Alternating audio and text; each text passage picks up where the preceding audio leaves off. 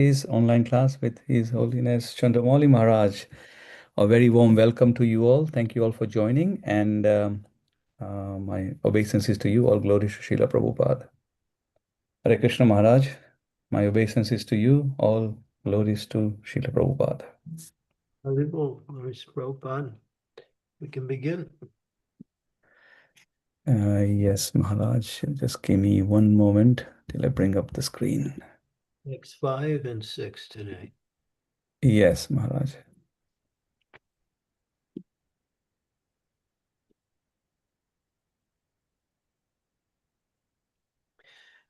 Om Namo Bhagavate Vasudevaya.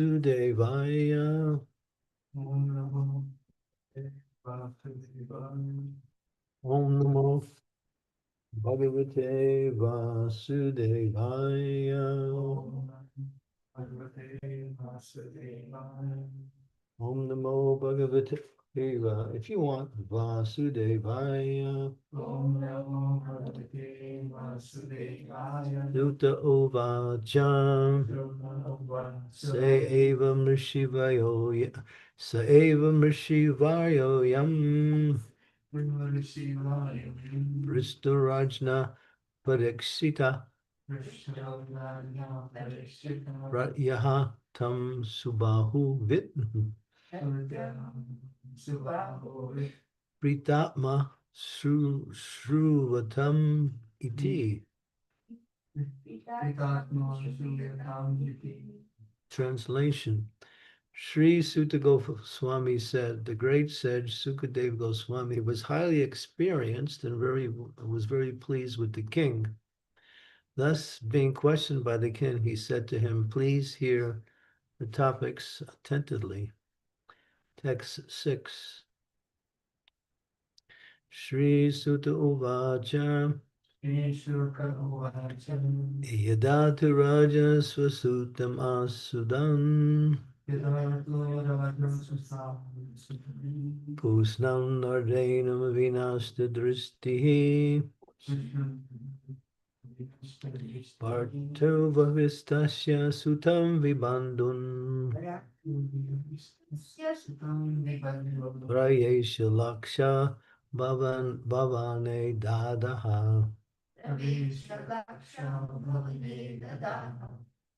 Translation.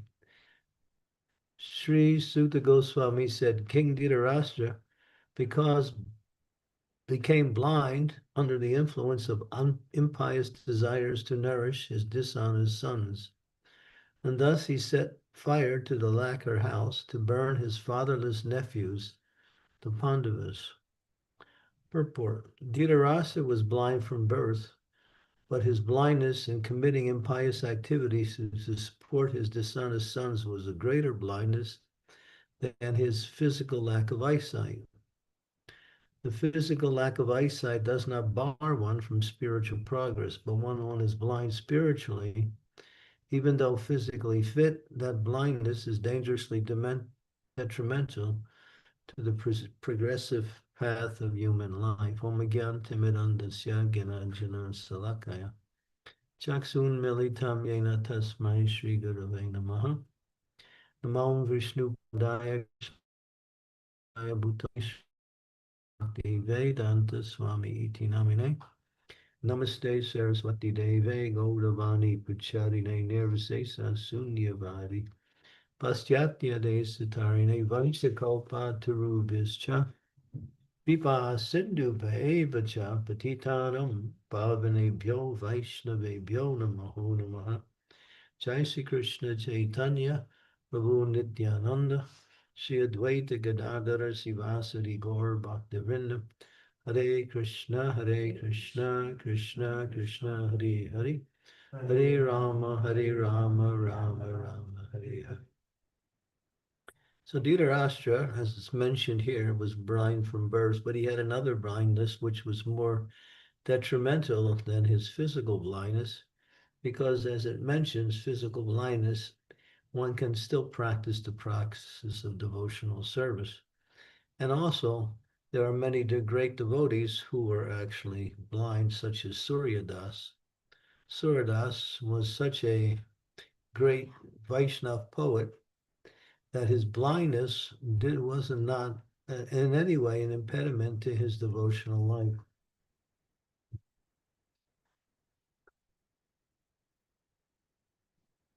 In fact, Suradas, at one point, they wanted to test how much, because they knew he had the ability to see internally, although he was blind physically.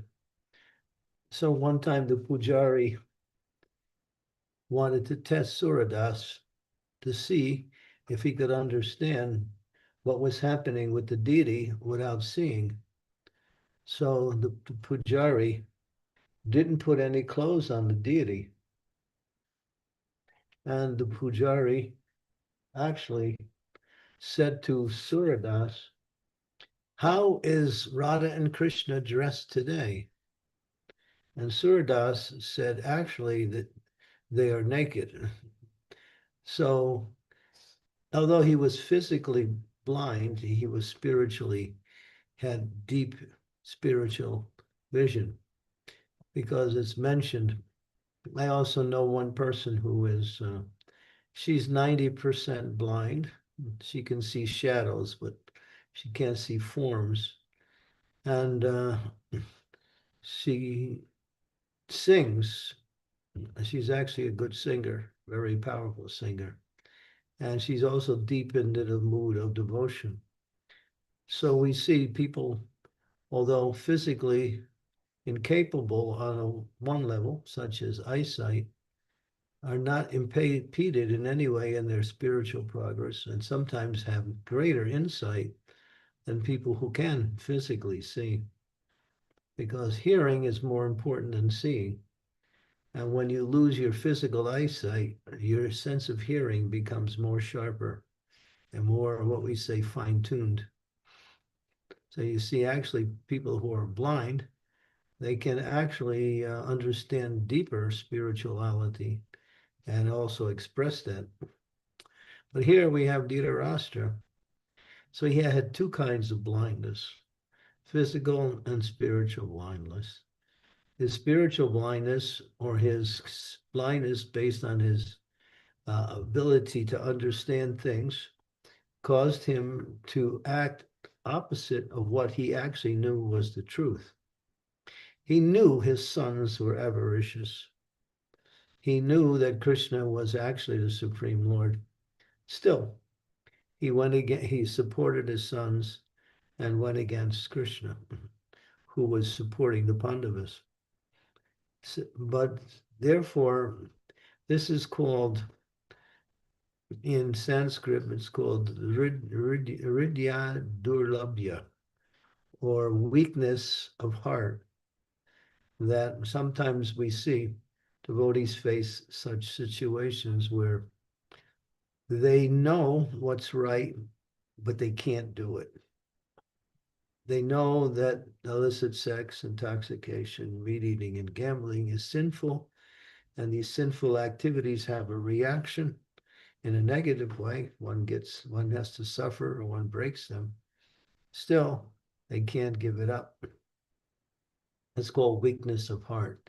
But it was more severe in Dhritarashtra because he was actually opposing the Supreme Lord himself.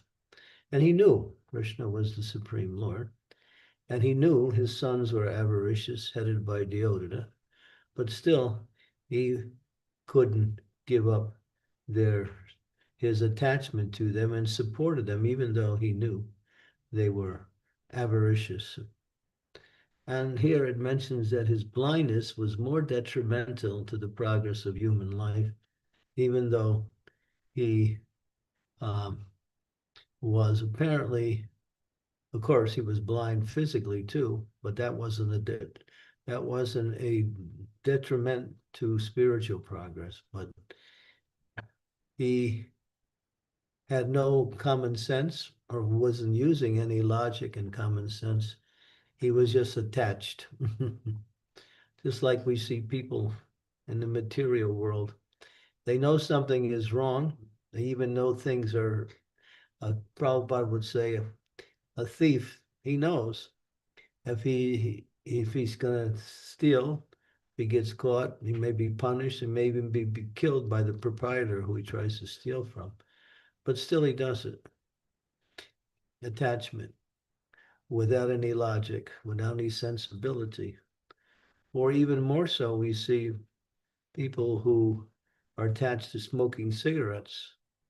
And they read on the pack now, and cigarette smoking is detrimental to health, causes emphysema, lung cancer, and physical deformities and or complications in pregnancies. But still, they smoke. Now the statements are becoming even more blatant. It says that smoking kills. They put two words on the package now. Smoking kills. Still, the sales of cigarettes are not decreasing. So people, this is called attachment, but it's attachment without any intelligence. That one is working against oneself because they're so attached to that. And you'll see that in the world today. Even people, we try to convince them to become interested in spiritual life. They're suffering materially, but still they can't take the spiritual life for whatever reason. And they fear, they just accept their suffering and go on in their life. So this is, Prabhupada says, when we preach to them, they put earplugs in and they can't hear what we're saying. So they don't want to hear what we're saying. So this Dhritarashtra was like that.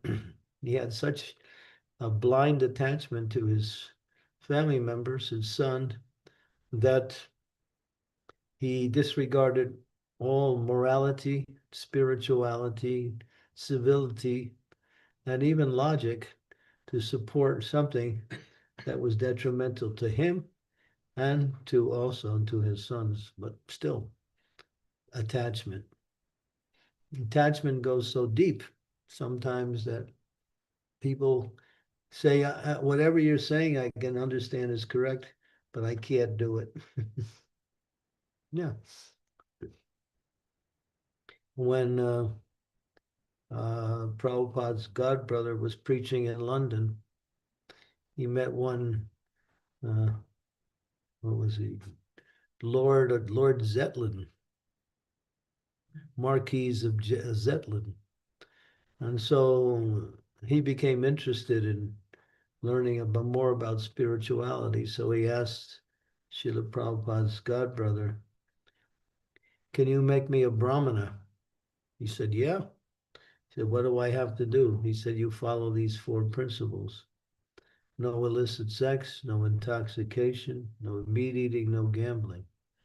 Lord Zetlin responded, this is impossible. This is our life. You're taking our life away. So people accept ignorance for knowledge and reject knowledge as being irrelevant. So this is today's world. Dhritarashtra is the cynosure or the pinnacle of such ignorance. And he suffered. He lost all his sons. And ultimately, of course, he was saved later by his good brother Vidura, and that'll become part of this discussion. Okay, so we can go on to the next verse. Verse number 7. Yada subhamyam kuru deva devyan kesha bimarsam sutakarma garyam navarya yamasa nipam shrunsaya swasya haradya kucha kunkumani. The king did not forbid his son Dushashana abominable acts of grabbing the hair of Draupadi, the wife of the godly King Yudhishthira, even though her tears washed the red dust from her breast. Next verse. Dute tvadarmena jitasya sadho sadvavalambasya vanagatasya Nayachita dat samayena dayam tamojusano yarajitu satruho. Translation. Yudhisthira, who was born without any enemy, was unfairly defeated in gambling, but because he had taken the vow of truthfulness, he went off to the forest. When he came back in due course and begged the return of his rightful share of the kingdom, he was refused by Dhritarashtra, who was overwhelmed by illusion. Purport. Maharaj Yudhisthira was the rightful heir to his father's kingdom. But just to favor his own sons, headed by Duryodhana, Dhritarashtra, Maharaj Yudhisthira's uncle, adopted various unfair means to cheat his nephews of the rightful share of the kingdom. At last, the Pandavas demanded only 5 villages, one for each of the 5 brothers, but that was also refused by the usurpers. The incident led to the war of Kurukshetra, the battle of Kurukshetra, therefore, was induced by the Kurus, not by the Pandavas. As Kshatriyas, the proper livelihood of the Pandavas was only to rule and not to accept any other occupation. A Brahmin, Kshatriya, Vaishya will not accept employment for his livelihood under any circumstance. How do you go? Did you catch that one? Okay, so here Krishna did everything to protect the Pandavas. At one point, he pleaded on behalf of the Pandavas. Duryodhana made an arrangement to meet Krishna by offering a wonderful feast in Krishna's honor, to honor Krishna. And he had the best musicians, the best singers, the best, what we say, philanthropists, the best entertainers, and the best food. The grand celebration to honor Krishna, but Krishna didn't accept it. He went to the house of Vidura instead. But later on, he met with Duryodhana, and he tried to convince him that the Pandavas, they are Kshatriyas, they must have some area to, so please give them 5 villages. And he names the 5 villages also. That's mentioned, those 5 villages. But Duryodhana was so avaricious, so greedy, that he said, I will not give them enough land to place a head of a pin on. So, and then Krishna became really concerned, and therefore he started to attack Duryodhana for his ignorance, and then Duryodhana got angry and called his guards to arrest Krishna. And Krishna sent out this light from his body that was so bright that nobody could see anything. And all of the soldiers just fell back. Duryodhana, who was there, he saw that. He was thinking, Krishna, why are you using some powers? I'm not influenced by your powers. So actually, Krishna showed his mystic power, but still, he was so adamant in his ignorance that he didn't respond. So here, and that ultimately was the last attempt to avert a war, but Duryodhana wouldn't give in even slightly, even though he had usurped the kingdom. It was the rightful heir of the Pandavas because Pandu was the king and their sons were supposed to take over after he left. But Dhritarashtra's son, Duryodhana, somehow or other, I don't remember what was the circumstances, he actually was able to take over the kingdom.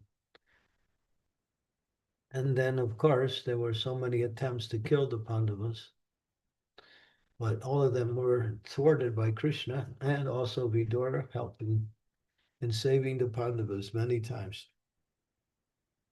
So the Pandavas were righteous, they were dharmic, and the Kurus were simply adharmic. But we have Bhishma Dev, who joined the sides of the Kurus against the Pandavas, although he was in favor of the Pandavas, because the principle was that if anybody maintains you and you have some obligation to that person. So Bhishma Dev didn't, actually, he was powerful enough to rule the kingdom, but because he had taken this vow of celibacy and he remained brahmachari, that disqualified him from taking the post. And he agreed not to take the post. That's a long story with Santanu. You know that story, right? Everybody knows that story. His father had wanted to marry this lady, and then the whole thing was that ultimately Bhishma Dev would be the heir to the throne, but then he acquiesced and said, "No, I won't accept the throne. Your son can have the throne, and I'll remain brahmachari." And so he was nowhere. He didn't have any position anywhere. So what Duryodhana took advantage of that and invited him to become a member of his party and took care of him nicely and also gave him a big position in the military as one of the commanders in chief. So being obligated to Duryodhana, he fought against the Pandavas, but ultimately his mood was to accept the Pandavas as the rightful heirs, and he never fought completely. There's a story that he was criticized for not fighting up to his capacity by Duryodhana. And Duryodhana said, "You know, grandfather, I can see you're very sentimental towards the Pandavas and you're not fighting to your capacity." So that was an insult. That was a big insult. And so Bhishma said, "All right." He said, "Tomorrow I will kill the Pandavas. I have 5 arrows and I will kill the 5 Pandavas with these 5 arrows." Duryodhana said, "All right, fine, grandfather. Let me keep these arrows for you. And tomorrow when you come, I will give you." So he gave him the arrows. And Krishna knew the whole situation. He was thinking, now the Pandavas will be destroyed. And so he said to Arjuna, "Do you remember Duryodhana actually promised to give you some boon, some favor? So now's the time to collect it. So go to Duryodhana," because they used to meet at night. Although they were fighting during the day, at night they would sit together and talk as if they were friends. They were actually family members in one sense.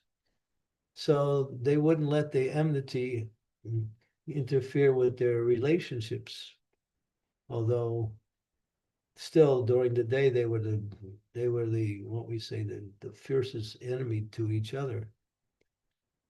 So Arjuna came. Duryodhana welcomed him. Said, "My Arjuna, you come?" "Yes." "Well, why? Do you have some reason?" "Yes." You remember you gave me a promise that I could ask anything from you." "Yes, whatever you want, ask." "You want the kingdom?" "No, no, we want to. We'll continue." He didn't want to uh, be take it over in a what do we used to call it, in a cowardly way. So he said, "Yes, you have 5 arrows. Give me those 5 arrows." So Duryodhana gave him the 5 arrows. He kept his word.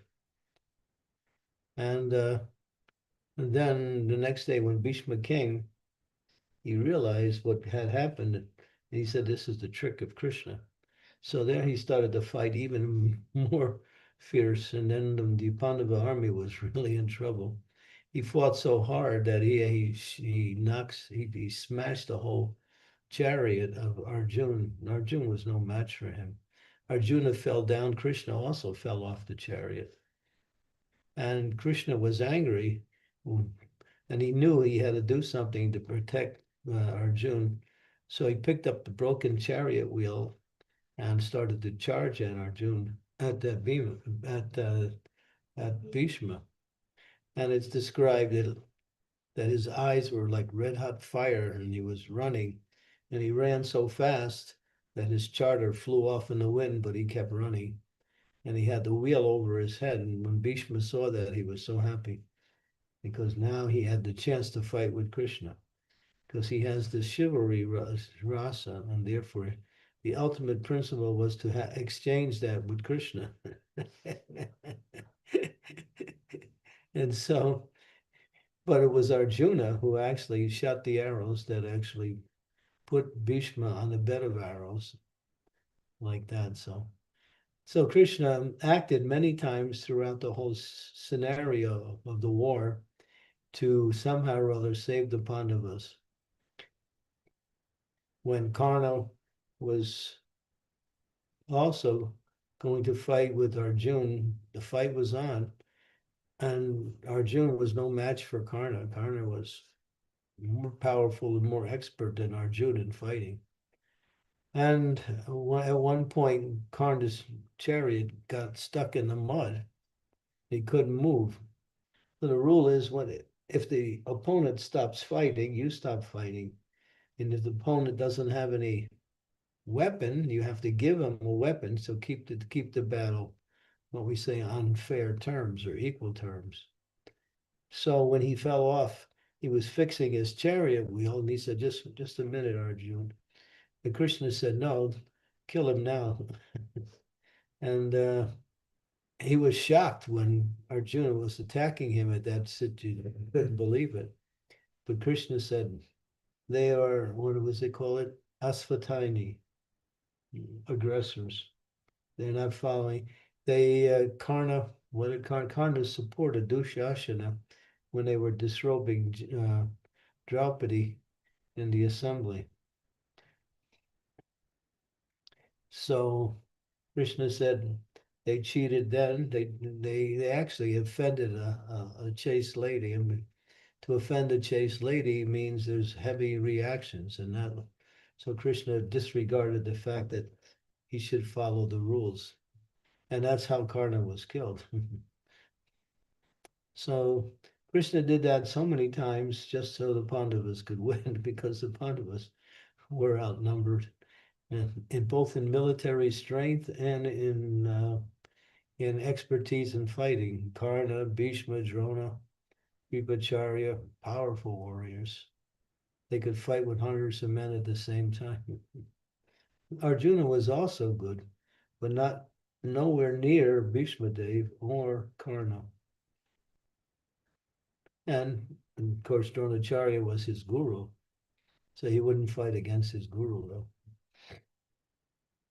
So yeah, you see how the proper livelihood for the Pandava was to rule.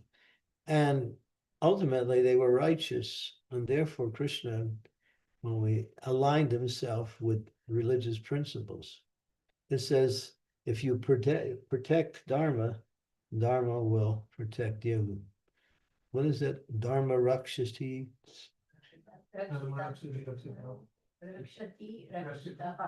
Yeah. You protect Dharma, Dharma will protect you. You live according to religious and spiritual principles, then you will be protected by those same principles.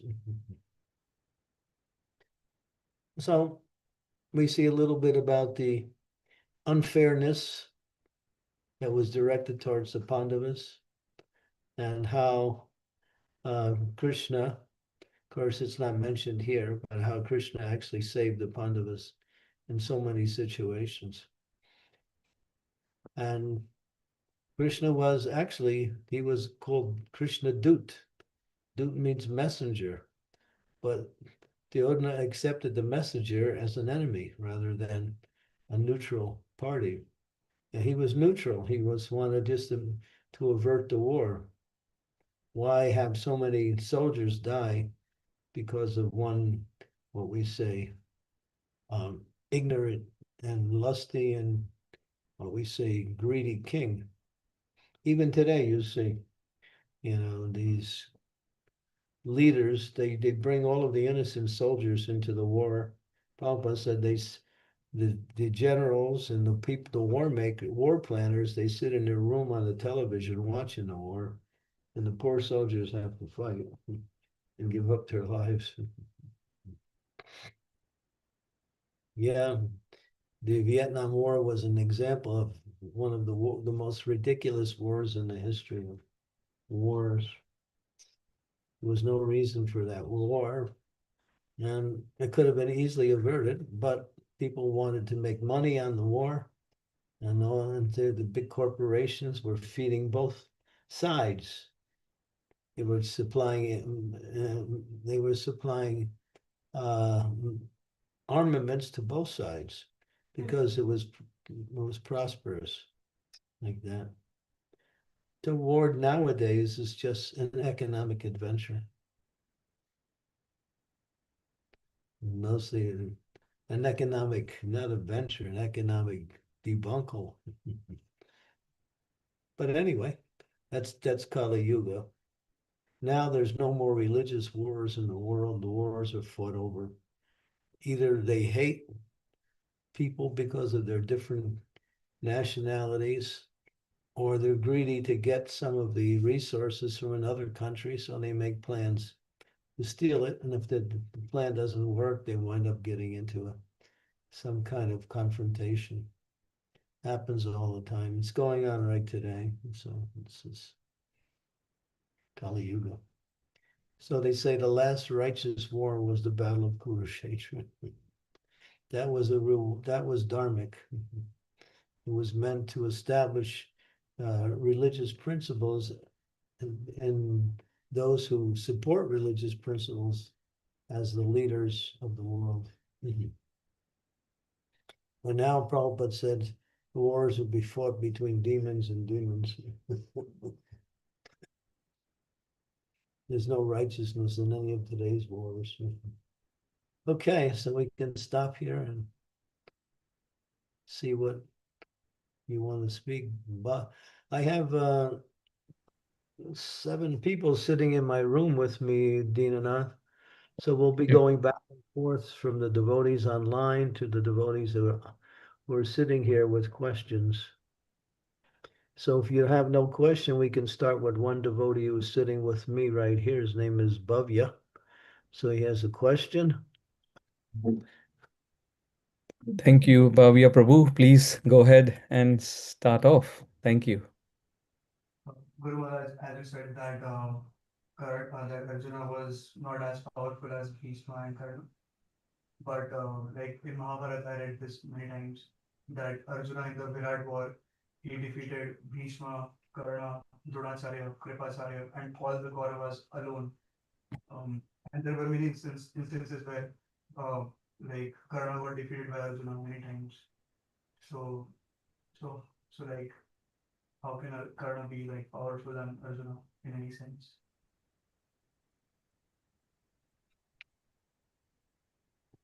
He had that weapon, the Shakti weapon, which was an invention, was given to him by his father, Surya. So, But like who got the Shakti weapon? Karna, but it can only be used once. Yeah. So he was saving it for Arjuna. Yeah. But then there was an incident where he was forced to use it. And once it was used, it was returned to Surya. It can only be used once. So that made him more powerful with that Shakti weapon because it was an invincible weapon. I can't remember how he used it. He used it in another situation. That was Bhima's son. Godakach, yeah. He killed Godakach because Godakach became so powerful, he was destroying the whole Kuru army. And he was a mystic also. And he grew his size so big that he was practically covering the whole battlefield. So there was no way they could stop Godakach, but Karna did it with the Shakti weapon. So from that point of view, he was superior. But in archery, both were equal, pretty much. Like 1920. Like difference between 19 and 20 is like just like slight difference. 19, Like very little difference between the skills. But Maharaj, like as much as I've read Mahabharata, I've seen that Arjuna has always been dominating Karna in any time whenever they fought. Even the last war when like Krishna got his chariot like stuck in the like mud pool or something like that. But why did Krishna do that if he knew that Arjuna would eventually win? Because Karna was having the Vijay Dhanush given by Parshuram. Yeah. So Krishna knew that if they continue to fight, Arjuna would lose. Oh, Maharaj. Well, yes, yeah, that was the but why would he do that if he knew that Arjuna could defeat him? Maharaj, because like even in that war, Karna was like almost like nearly dead, but because of the Vijay Dhanush, Arjuna was not able to kill him. So and the time was just about to end. The war was just about to end. Yes, like Arjuna would have never defeated Karna. Right. Yeah, if he had the Vijay. Yeah, and the war will just go on forever. Yeah. Okay. But yes, Maharaj, there was a time when Arjuna was about to kill by Karna with Bhargavastra, and there was one snake on Karna's weapon that was about to kill Arjuna. So Krishna he did something, and the arrow did not hit Arjuna. So there Yeah. was So yeah. it was the Krishna factor that saved Arjuna many times. Even that Which- fish thing, Yeah. like the arrow was not about to hit the fish's eye, so Krishna he turned that arrow a little bit like towards the fish's eye in Swayamvar. Yeah. That's how they won Draupadi. Yeah. Yeah. And Krishna would cheat for you too. Because when Krishna cheats, he cheats on behalf of Dharma. Therefore it's not cheating. One more question. We will go to. Yes, please. We have a Kaviraj. The Guru Maharaj, please accept my humble obeisances. All glories to Srila Prabhupada. All glories to you, Maharaj. All glories to all of the Vaishnavas. Guru Maharaj, I find that even when we're making so much effort in our chanting, extra effort in our chanting, in our reading, in our hearing, in our various services and new services, but still there are moments or times, there are times in the day when we're a bit vulnerable and the material edges just go smash. How do we protect ourselves from these weaknesses of heart that you describe? Don't forget Krishna. You get smashed when you forget Krishna. Smashing can add karma because when you're remembering Krishna, you're protected from everything. But if you try to get out of your situation by your own intelligence or ability, you find the situation is more difficult than your own abilities. And you smash. But Krishna, he is the supreme controller. So if he wants to give you protection, Raki Krishna Morike, Mori Krishna Rakike. But Prabhupada says if you always remember Krishna, you will never be defeated in any situation. Provided you act on religious principles and not outside religious principles, of course. So, therefore, the scriptures say, what is the worst anomaly? What is the worst mistake? What is the worst, what's the other one? Anomaly, mistake, misfortune is to forget the Supreme Personality of Godhead for one moment. As soon as you forget Krishna, you're under the influence of your mental ideas, which is material. That's the whole idea is Krishna consciousness protects you from everything and anything. And Krishna says that, Kanti epati jani hina me bhakti pranashiti. Even if you're engaged in devotional service and you don't remember Krishna, while you're doing your service, still you're protected because you're under the influence of the Daivi Shakti spiritual energy. As soon as you act outside of the spiritual energy or you forget Krishna, then you're subject to whatever may happen. Okay. So, Guru Maharaj, is it a case of if we just keep on endeavoring to remember him more and more and more and deeper, then eventually we might be able to remember him 24 hours a day? Yeah, you have to practice, but you have to also give up your material desires. Mm. Sometimes, like, you think you've already given up, and then, like, these desires from like 5 years ago, 10 years ago, 20 years ago just pop in your head out of nowhere. 10 lifetimes ago. Oh,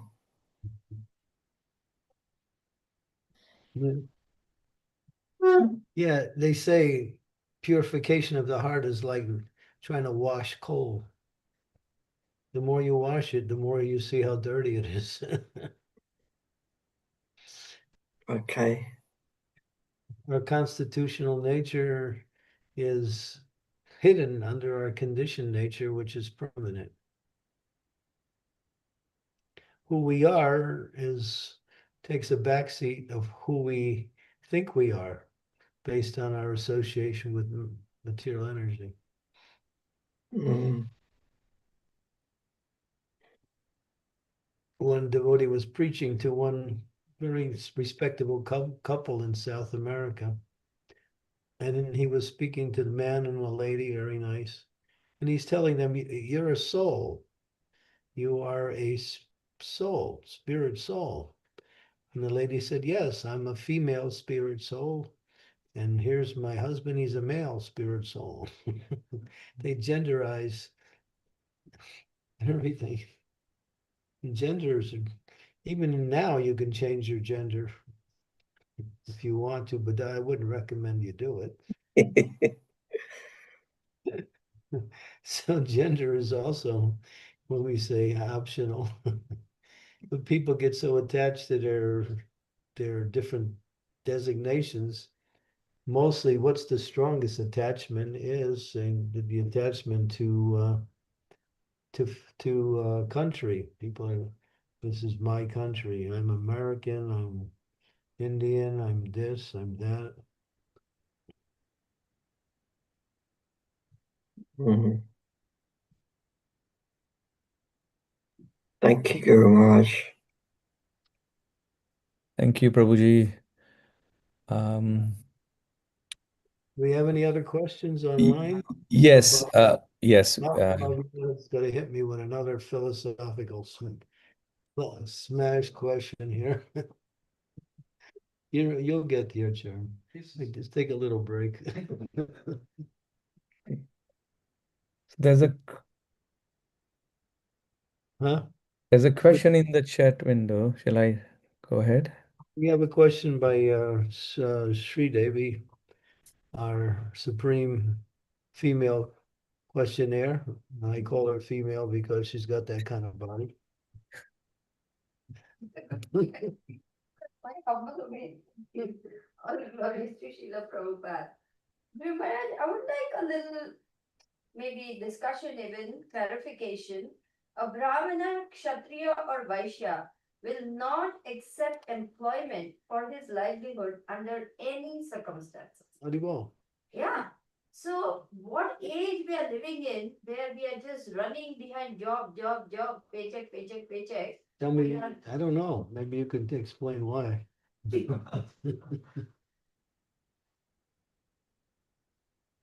Where are the Kshatriyas? Where are the real Kshatriyas? Where are the real, at least because of Srila Prabhupada, we have Brahmanas. Yeah, but we have people who are designated that way, but still Kalo Sudra Sambhava. They haven't transformed their consciousness. Their Swadharma is actually different than their occupational, what we say, what they accept as occupation. Because people are inspired by pecuniary gain and not by any kind of, what we say, nature. They don't work according to their nature unless they can get money from that. and get livelihood from it. But they accept money as the goal because everything is geared in today's world towards economic stability or economic gain, because without that, you can't get whatever you want in life, not even your own basic needs. Some people see that's important, but they don't understand the principle that if you serve Krishna, Krishna takes care of it. Yeah, Haribol. But nobody can make that leap of faith because they're so attached to the mainstream way of doing things. And to make the leap of faith means there's a transition stage in there, and then that's very scary for people.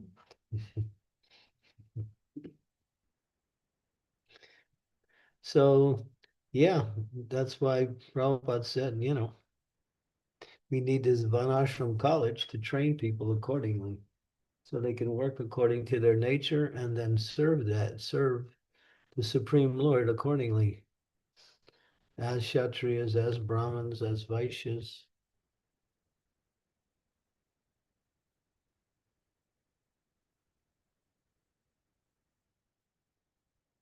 The society has, we're cornered people where if you don't plug into society, you can't exist. You can't maintain yourself. But Prabhupada showed differently through example and through words that we can, through history, that people can live without dependence on the external, what you might say, the external political and social rules that are imposed upon us. And there are many examples even today.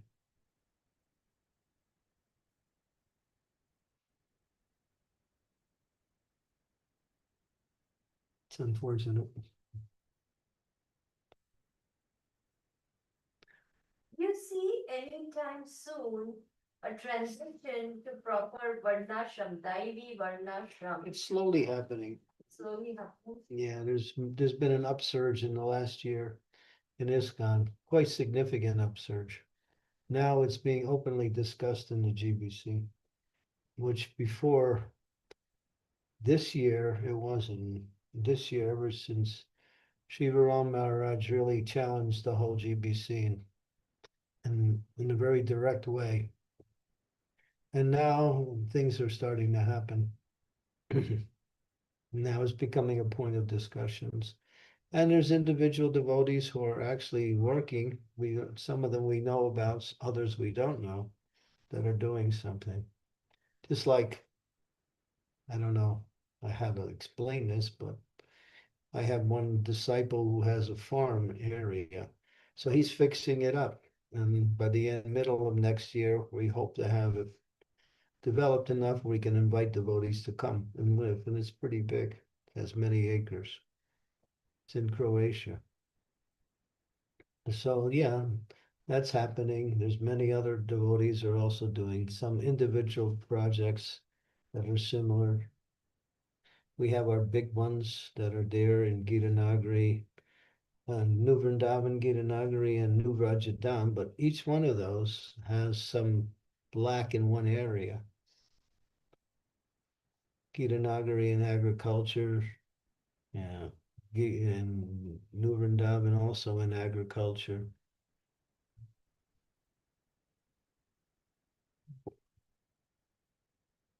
Agriculture is the first principle. So, yeah. Okay, we have a whole bunch of questions online. So we'll take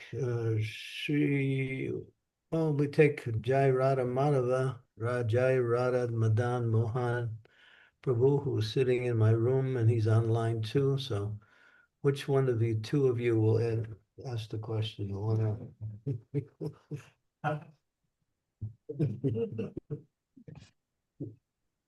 The virile one or the real one?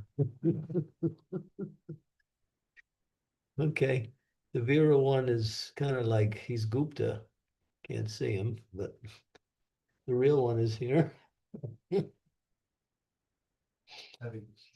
Yeah, so we'll take a question and then we'll get back to Krishna Kaviraj again. He has another question.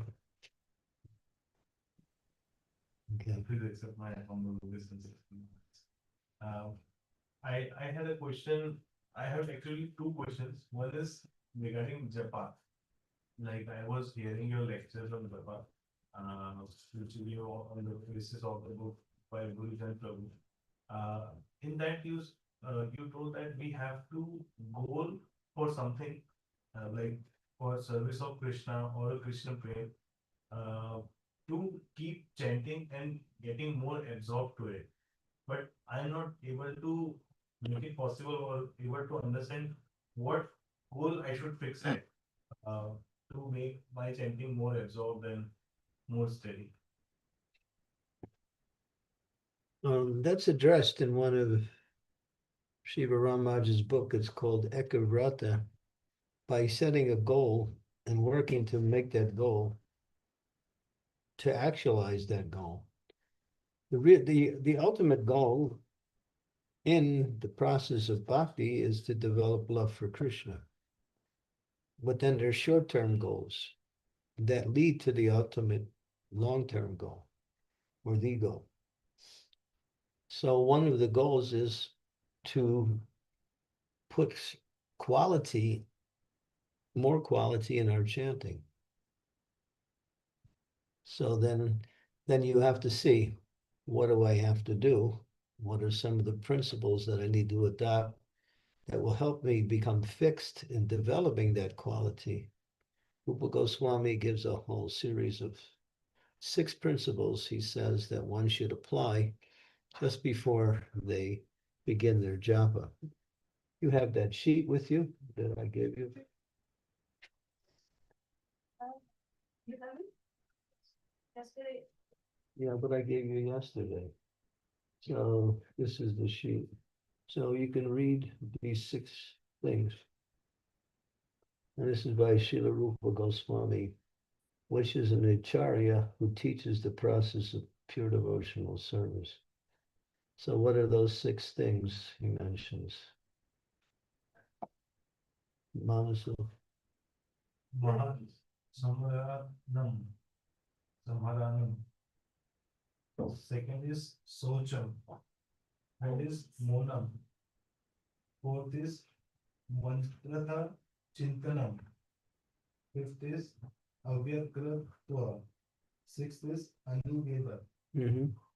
So then he explains each one of the 6 principles. So if you adopt it, oh, don't worry about doing that. I'll give you a copy. If you want a hard copy, or you want to keep it on your phone. Yes, I would like to have. Give you a hard copy. So we can say that would be the standard protocol to follow, given by Srila Rupa Goswami.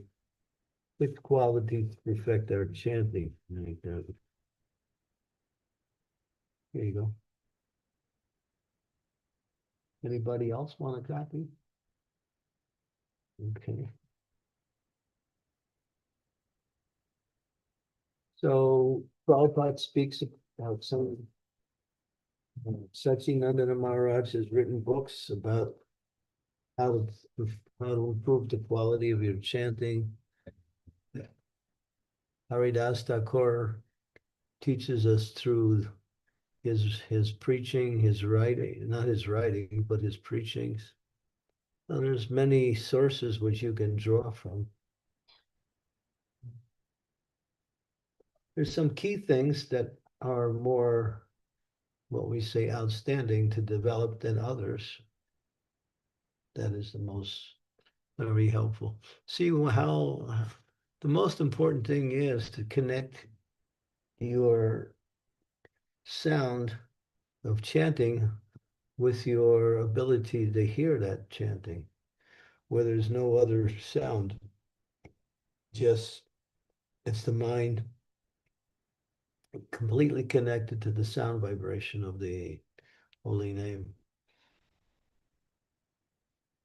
But then again, we were speaking today on how japa is not an isolated activity, how we deal with devotees, how much we are attached to Krishna's service as opposed to our material activities.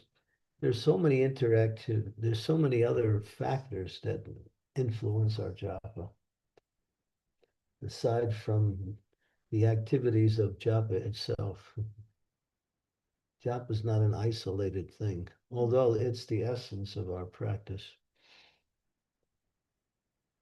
Well, the glorification of Krishna through the holy name is the essence. Japa and kirtan.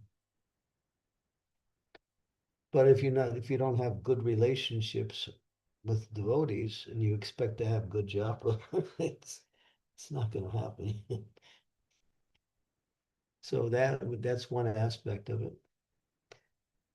Another aspect is to stop looking towards material life for some kind of support. Just depend on Krishna for everything.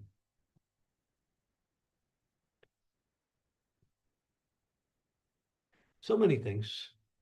As Prabhupada said, if you're chanting and you're not following the process as given by the spiritual master, he said, you're cooking with smoke. And then he went on to say, if you cook your breakfast with smoke, it'll take 300 years. So in other words, where there's smoke, there's fire, but what's the use of that fire? It doesn't give you anything. So try to see it in a holistic way, but also emphasize the principles that help bring about concentration on the holy name. Those things we can work directly with.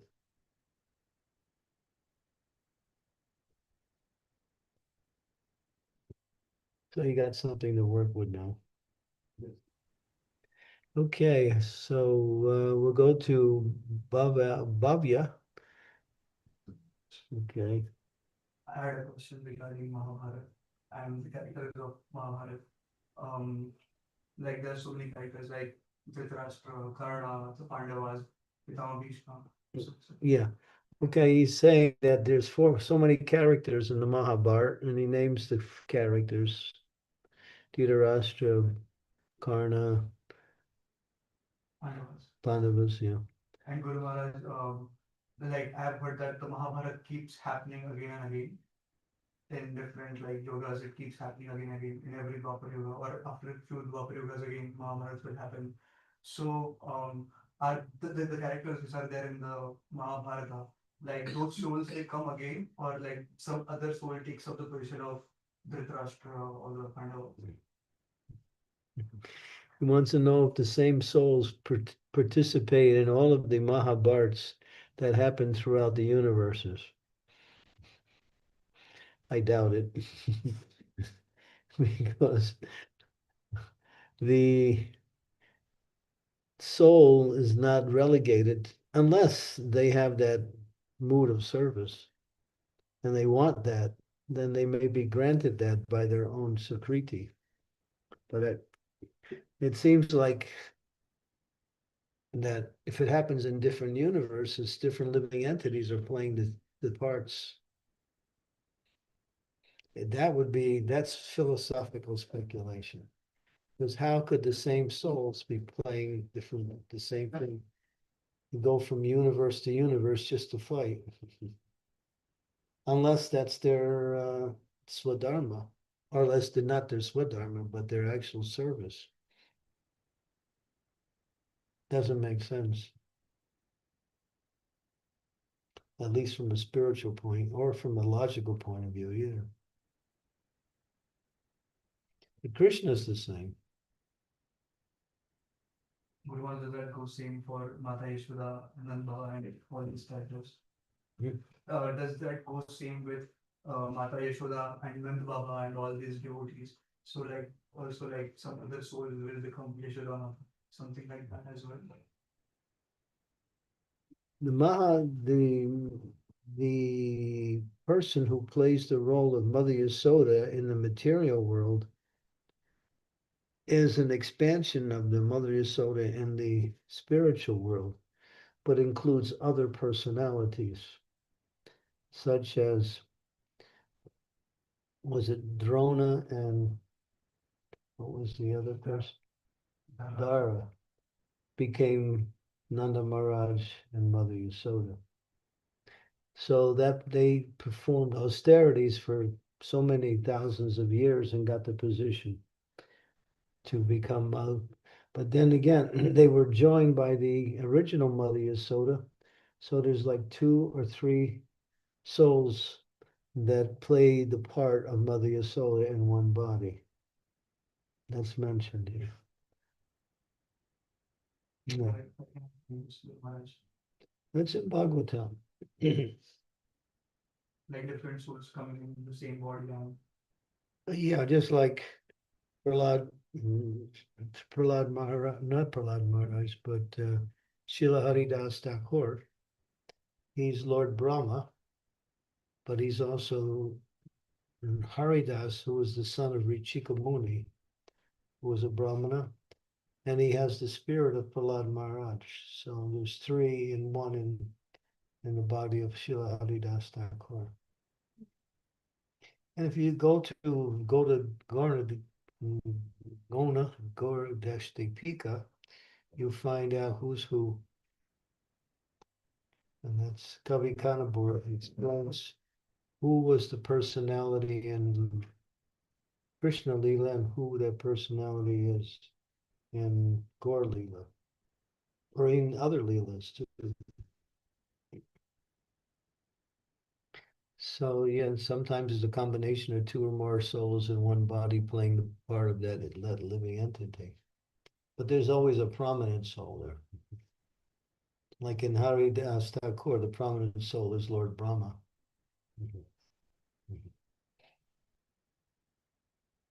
So you might be, a combination of a few guys. Maybe Vyasadeva, and Sandilya Muni. So we can't ever say for sure. You think that stops only because it's in the past? It's happening today too. like Mahabharata also happening in other universes right now. Is that a possibility? Yeah. Well, it doesn't give specifics. It says that Krishna's Leela, when he performs it in one universe, he takes it to another universe. Same pastimes are there, but different living entities.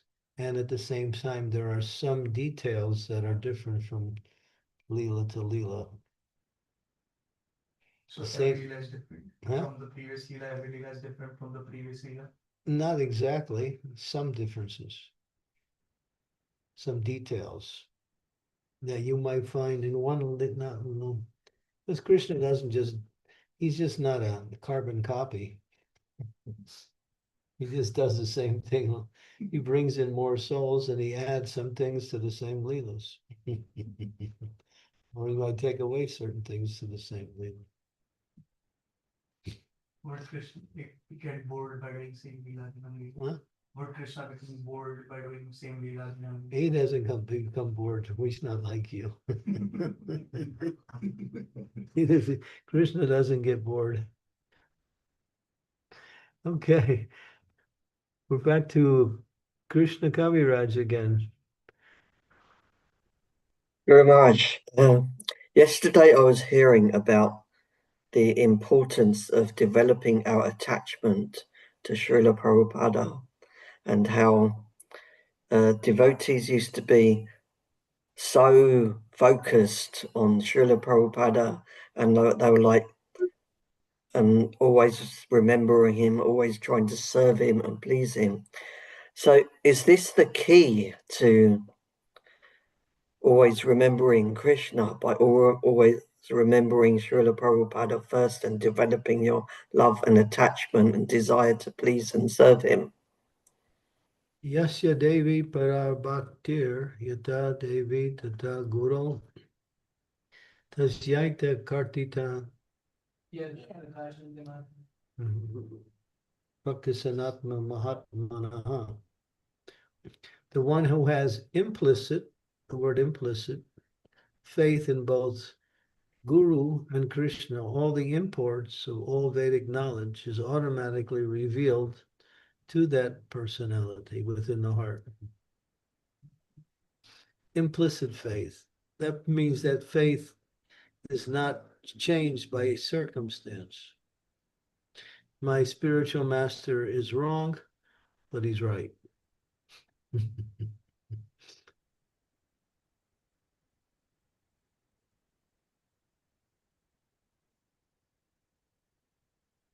Spiritual masters don't make mistakes, but from our point of view, it sometimes seems like that. Because there are many different messages coming for different people to understand in different ways.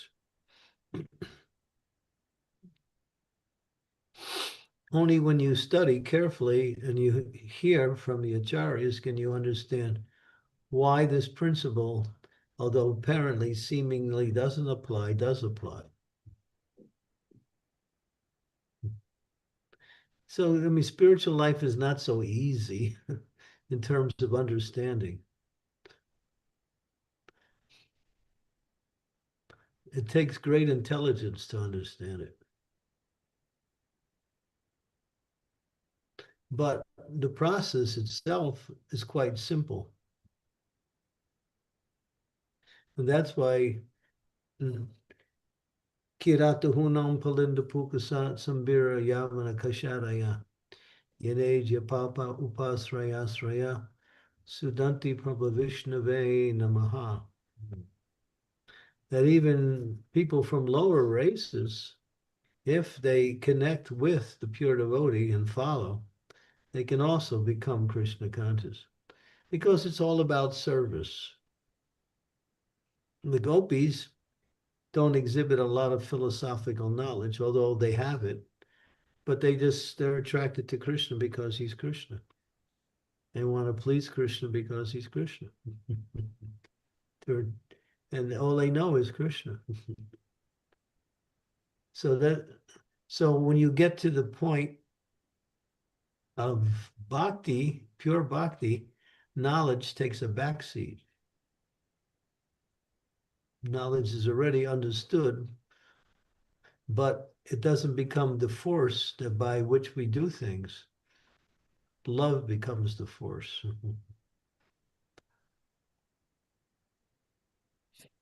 Then that means that knowledge has developed where one has reached the point of love.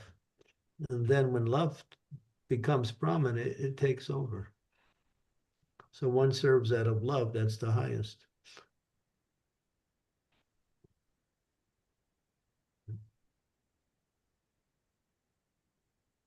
Okay, so that's why Mother Vishaka always talks about developing love for Srila Prabhupada. If you developing love for Prabhupada means developing love for Krishna. Because everything about Prabhupada is that he is bringing us to Krishna. That's all. He's not bringing us to him, he's bringing us to Krishna. But he's the means by which we receive the Krishna, or the mercy of Krishna, knowledge of Krishna, service of Krishna. So therefore, we love him because he's actually acting as Krishna for us in the material world. He's accepting our service.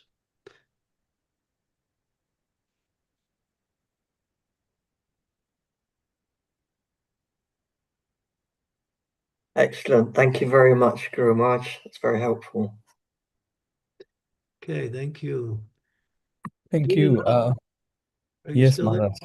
I'm here. Yes. Sorry, I turned off my camera because there was a call coming in. We've got three questions in the chat. We're 15 minutes about the hour. So shall we go ahead and take the questions in the chat? Yeah, these days we've been going on and on and on. We don't find any end anymore. This is a very special period of my life. I have a lot of time. It's okay. So we'll take the questions, Maharaj. So this is a question from Parijat Mataji. Hare Krishna Guru Maharaj, please accept my humble obeisances. All glory to Srila Prabhupada and you. My question is, what is the difference between loving someone and enabling their wrongdoing? And where did Dhritarashtra cross that line? And what qualities must a leader possess to prevent attachment from corrupting judgment? By living by living by what we call righteous or religious principles, moral principles, religious principles. He didn't. He pushed those in the background and just he supported adharma against dharma. But he knew what dharma was. But he had weakness of heart and he couldn't accept dharma because of his material attachments to his sons. So when you know something is right, but you don't do it because of attachment to something else, then that is called weakness of heart, or unable to come up to the principles that govern righteousness and what you might say success in life. We do it all the time. We know something is wrong, but we do it anyway because we're attached. We do it in little things, just like we're sitting there and somebody puts a gigantic, very first class pizza in front of us, nice and hot with the best cheese. The tomato was nicely cooked, perfect slices.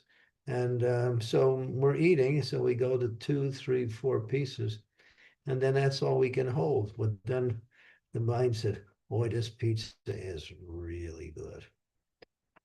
I'm not going to stop. So we go for 5 and 6, and then we're still alive. And then we go to 7 and 8, and then we're less alive. So we lose our common sense, knowing that in the long run, it's going to be detrimental both to our spiritual life and to our health, but still we do it anyway. So we do that when it comes to attachments to, especially to food. Sometimes we overeat in the name of taste.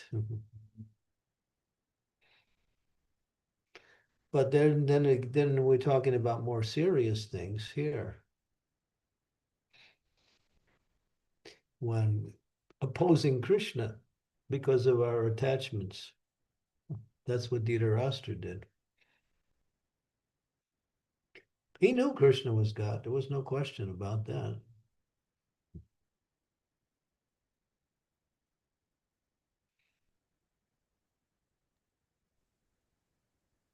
So, Maharaj, there's a follow-up question for this discussion. So, is dharma absolute or does it bend for relationships, emotions, and survival? the, the, the Pandavas didn't bend it for these things. They followed it even if they had to suffer in order to keep Dharma foremost. I read that yesterday. I can read it again today if you want me to. Do you want me to read it? Yes, Maharaj. You sure? Yes. You don't sound like it. Let's read Yes, it. Guru Maharaj, please go ahead. Okay. Let's see, where is it? Okay. I'm getting there. I read it at least a couple of times. Let's see, where is it?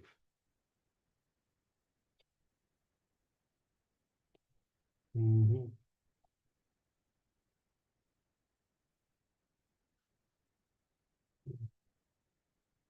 Well, first, let me divide this. It's interesting because let's see. There are different ways to accept a situation. Okay. So here we go. We're getting close now. Okay, these are called nitis. There's Brihaspati niti, Kanika niti, and Sukra niti. The Pandavas followed Brihaspati niti. Duryodhana followed Kanika niti.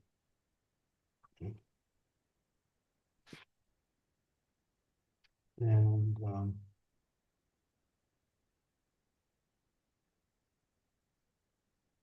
okay, so I'll read what is Brihaspati niti. Encourages chastity in all respects of life. This serves as a powerful reminder to always act in accordance with moral codes and never compromise the principles of Dharma.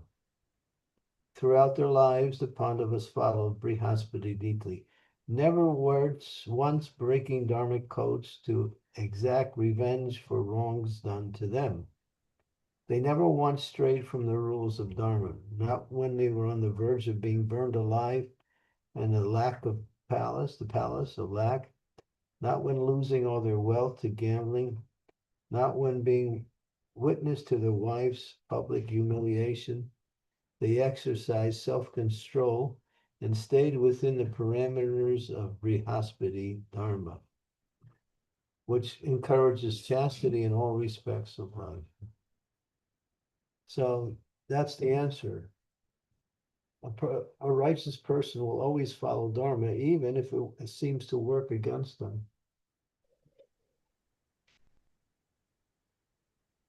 Kanikada Niti promotes putting oneself first at all times. One can do whatever one wants to acquire what one wants. One can do whatever one wants to acquire what one wants. The principles of Dharma are irrelevant. Rights and wrongs do not matter. The end justifies the means.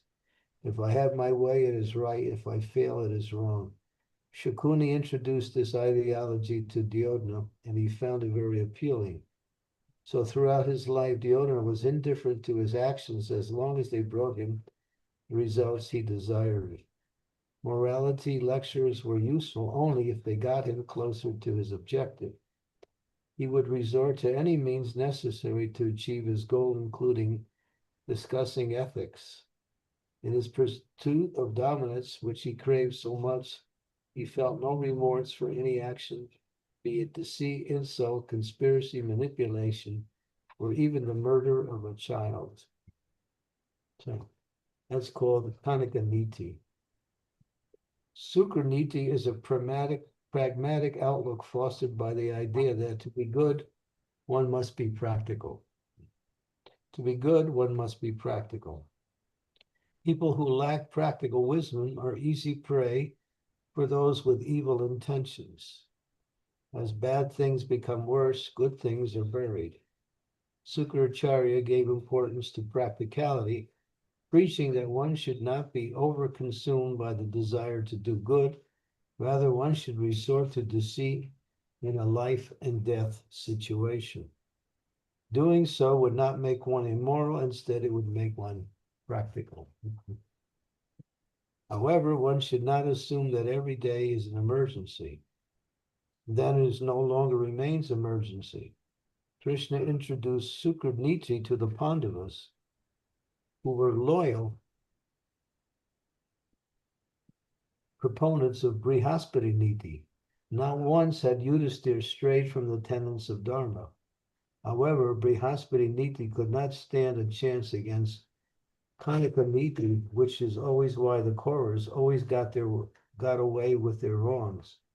They were certain that the Pandavas would never retaliate or even abandon Dharma, not even in a fit of vengeance. Yet this balance shifted the moment Krishna became a part of the Pandavas' life. Krishna was certain good people should not suffer for being good, yet he felt it was not right to let bad people enjoy life. Good people should not suffer for the enjoyment of bad people. The result of Krishna's guidance became evident. The Kauravas, who had a history of abuse and crime, finally started to lose ground to a more tolerant and innocent Pandavas. Krishna introduced Sukraniti only after the Kauravas broke the first rule of law. Santukanita means do what's necessary despite what's happening. That's called Sukraniti, and that was introduced by Sukracharya. Okay? So these are the three ways that one can respond to situations in life. That was for you, Dinanath. Thank you. Thank you, Maharaj. I Maharaj, hope you there got was- it. Was yes, it clear? yes.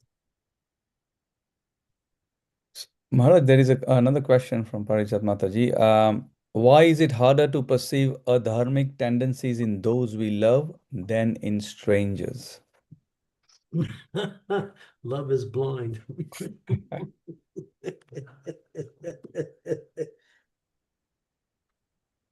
Okay. Love is blind. Prabhupada talks about how one man he had a child that was born blind, and he gave him the name Padmalochana, which means lotus eyed.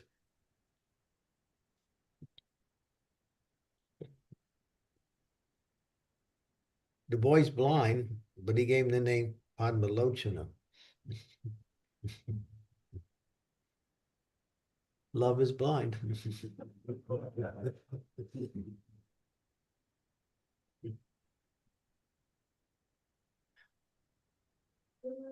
There's another follow-up question from Rishabh Prabhu. So he's asking a follow-up question to the answer that you gave to Krishna Kaviraj Prabhu.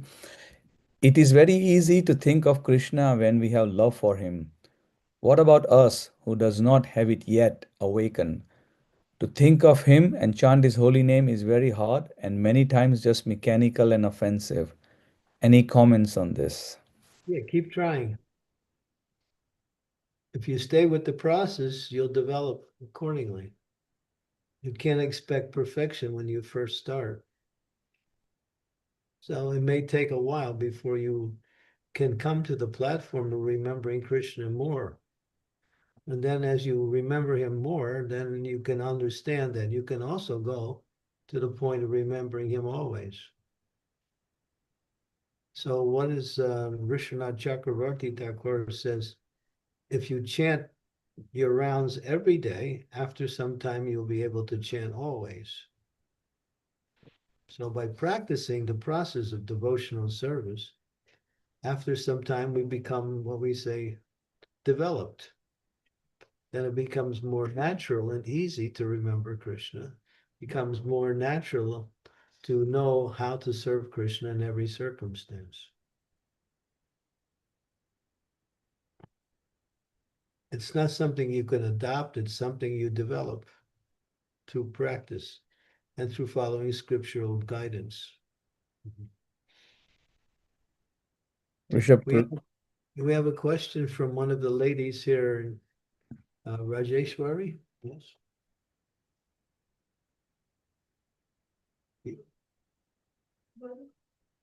We have a question from Shakshi.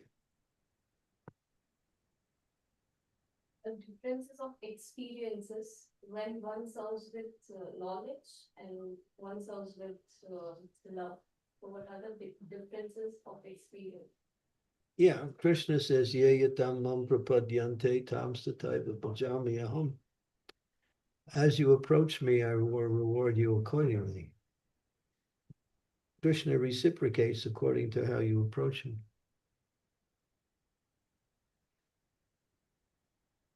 So the mood of service is how you're approaching Krishna through service.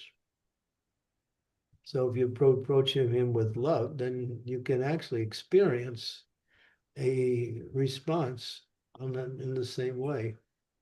You can feel Krishna's love. Or if you approach in knowledge, you may also gain some knowledge through that approach. Yeah, as you approach, I reward you accordingly. Everyone follows my path, he says.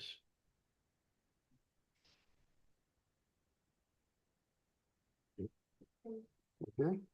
Yeah.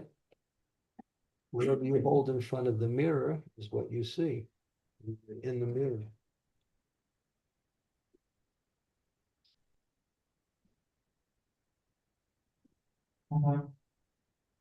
Okay, any other questions, Dina Nath? Yes, there's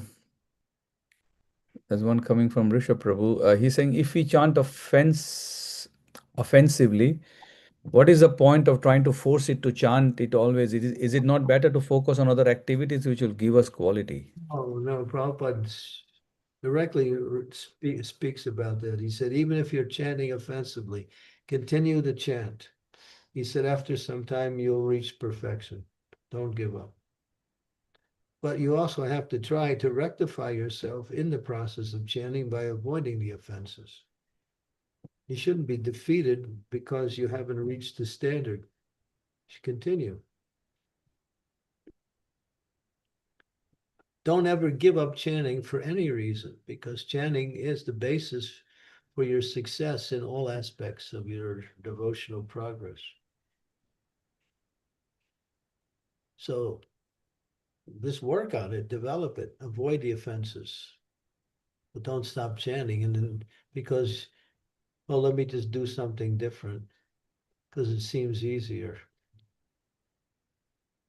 Many times we're faced with that and we're struggling with our japa, but still, we don't give up the struggle, we continue. And we do think, well, I'm getting tired trying to chant. Maybe I should take a little break and just read some books or something. You may also do that, but go back to your chanting after a while. You can also, exchange one spiritual activity for another, but at the same time, japa always has to be an integral part of everything you do. Has to be there. Well, remembering Krishna is actually the principle, but japa is the easiest and most recommended way to remember Krishna. How easy it is to see the deity and keep the focus of the deity's form in my mind throughout the whole day may not be so easy unless you and your mind is actually fully controlled and you're free from all of the tendencies of material attachments. So yeah, when you get to the point where you're chanting and you're feeling extreme difficulty, just cry out to Krishna. Krishna, save me. Give me your mercy. Situate me at your lotus feet. Allow me to chant for your pleasure. Prayers are there. Prayers can make a difference. If you're sincere. Sincerity is the principle of success.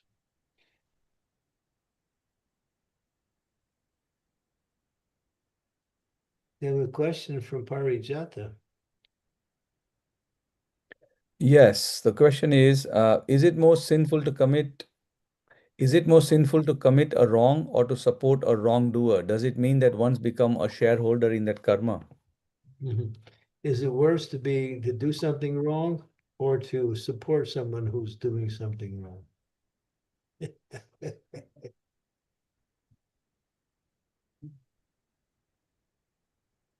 Let's see. What's heavier? A half a dozen oranges or 6 oranges?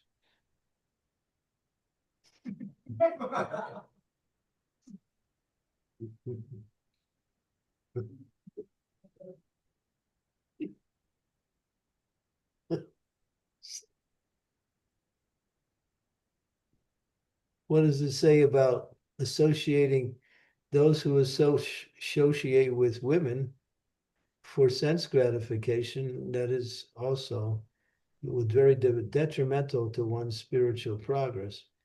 But one who associates with those who are attached to women is just as detrimental as being attached to women yourself.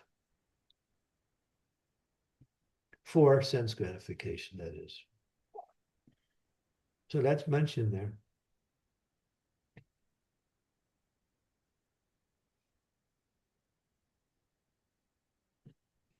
So I don't, the comparison is really, doesn't really, just avoid both. That's all. But sometimes I think I understand your question. There is some attachment to the person who's a wrongdoer. And therefore, we have the same thing here with Dhritarashtra was supporting his sons who were wrongdoers.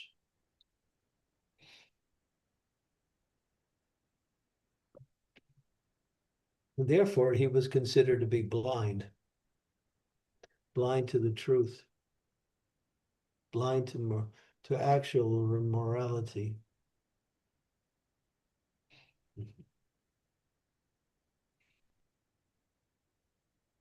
There's, you have a question again? No more questions. We have a question from one of the ladies here, Rajeshwari. She's. You mentioning about the pastime where Arjun, Krishna sent Arjun to Duryodhana to get that 5 arrows. And you were mentioning that they met in the night after the war, they war. They were like a friend, they were talking and they were sharing. So how come this can happen? Because it's such a they were killing each other's like family members. And like even like in our day-to-day life, we see that when sometimes we go for that managerial meeting. No, they had, yeah, but they their fight was based on different desires, but still they let all of that go when in the evening time and they sat and talked to each other and became like almost like friends. See when go for some meetings, Kshatriyas can do that. I don't think anybody else can do that. Because Kshatriyas live strongly by the principle of Dharma. They fight on religious principles and they don't let any other principle interfere with that. Yeah, it's hard to understand. Guru Maharaj, like Arjuna saved Duryodhana from the Gandharvas. Yeah, that's a nice book. Bhavya said Arjuna, when the Gandharvas were attacking Duryodhana's army, they were being defeated. But the Pandavas, headed by Arjuna, they helped defeat the Gandharvas and saved Duryodhana. Yeah. Oh, yeah, was it? Yeah, Hmm? they don't want it. Bhima didn't know. yeah, they want it to save Duryodhana. Bhima didn't want to save Duryodhana, but Yudhishthira Maharaj forced them. Yeah, you will see there was a difference of. Yes, exactly. Yeah, Bhima was a little bit different in the way he thought. But he was also a Pandava. Because there are something like we are 5 and they are 100, but when there's enemy, we are 105, something like that. Yeah, when we're 5 and they're 100, but when there's an enemy, we're 105.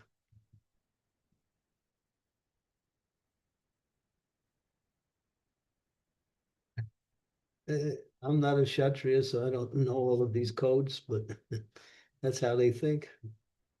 They don't let personal differences interfere with their services at the same time, either with their friendship either. But they were also family members too.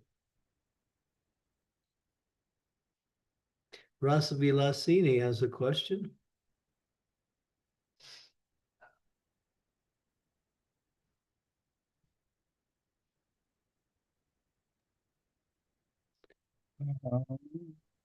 Don't see her hand up, but No, unless she was in the chat.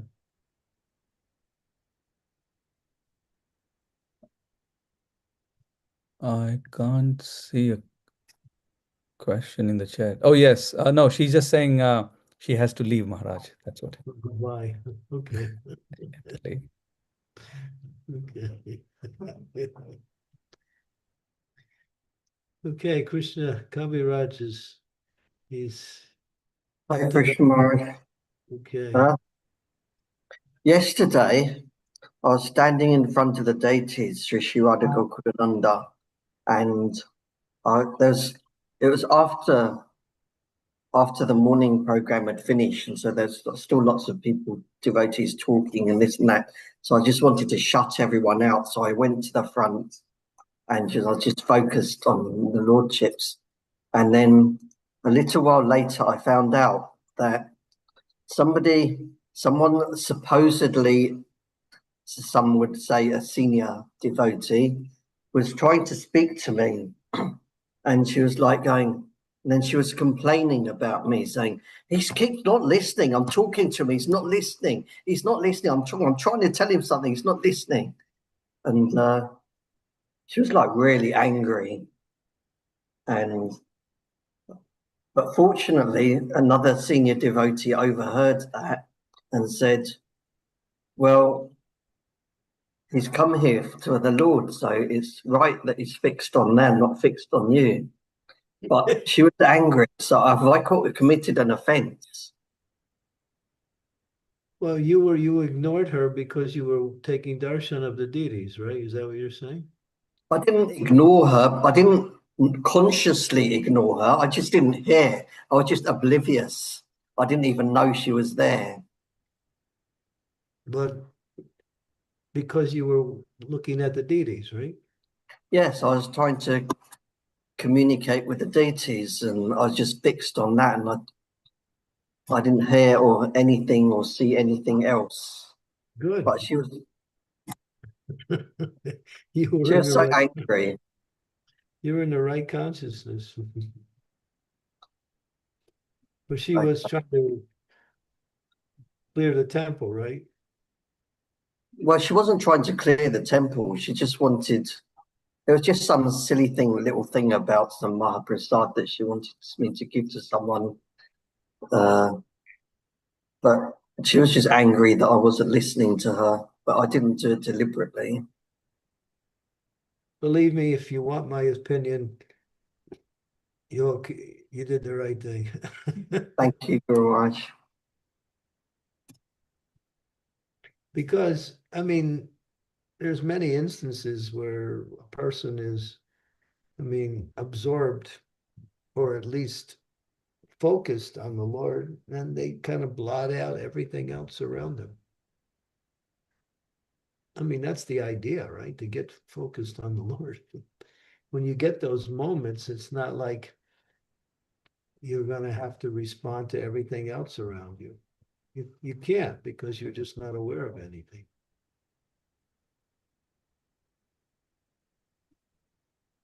Thank you very much, Guru Maharaj. I feel better now. Good. You did it. You didn't do anything wrong. That's for sure.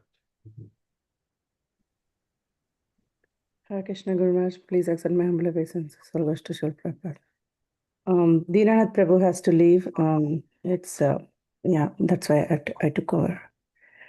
We can stop here. There seems to be no more questions, at least. Yes, Maharaj, it's already 1 hour 44 minutes. So, yeah. Okay. Thank you so much. Such a wonderful discussion and nice class, Guru Maharaj, on those verses. Thank you so much, dear devotees. See you again all tomorrow with Chaitanya Charitamrita class. Thank you so much, Maharaj. Srimad Bhagavatam ki jai, Srila Prabhupada ki jai, Maharaj ki jai. Thank you so much, everyone. Hare Krishna. Thank you. Thank you, Guru Maharaj. Hare Krishna. Thank you, Guru Maharaj. Thank you. Thank you.